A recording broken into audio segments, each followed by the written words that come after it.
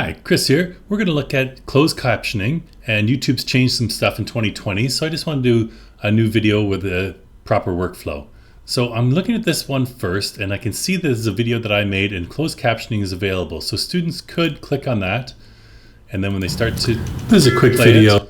the closed captioning from YouTube is going to show up for me. Okay, but how did I get there, and how can I have it so that automatically when the video starts, the closed captioning comes across the top? So let's have a look at that.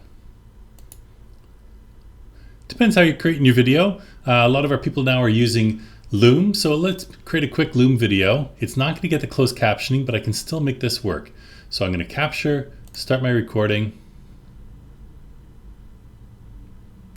Test 1, 2, 3, 4, 5. I'm done my Loom video, finish my recording. It's here, but I can download that really quickly. Okay, so I'm going to download that video. And now I'm going to go back to my YouTube Studio. So I'm in YouTube here. I'm going to click on my face and I'm going to go to YouTube Studio. And I'm going to upload that video. So I can go to this dashboard here on videos if I want to, or it already has up at the top right here, create. I'm going to create that video, upload, select my file. It was this one I just made from Loom. Open.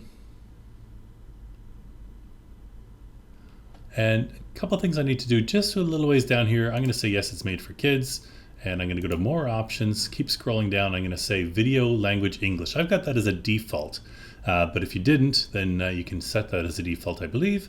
And I'm going to go into next.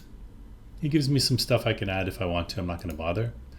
And I'm going to say this is unlisted or public or private, whatever I want, and save. So that's now uploading to YouTube. Okay, and the link is there. I'm just going to close this, and I'm going to work from my YouTube Studio here. And here's the video. If I click on it, I get some information about it. What I really want to see is, first off, under more options, I want to see down here the subtitles. Because I just uploaded this one, it's not done yet. It's processing from YouTube to give me my subtitles to edit with. And I'm not very patient, so I'm going to go to a previous video that I'm going to look at from here.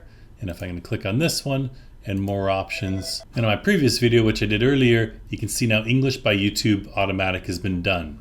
Okay, now I'm going to go in there and edit it because I want to make it my own. So I'm going to click on the three dots, edit in Classic Studio.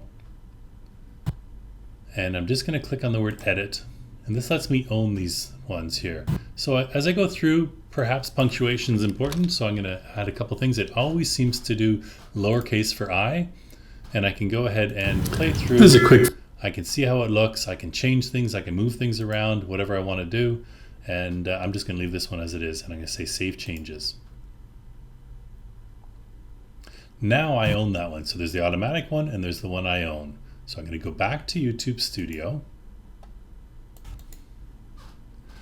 So if I went back to that same video now and watched it, this one, and I watched that video. This is a quick video because I'm going to captioning.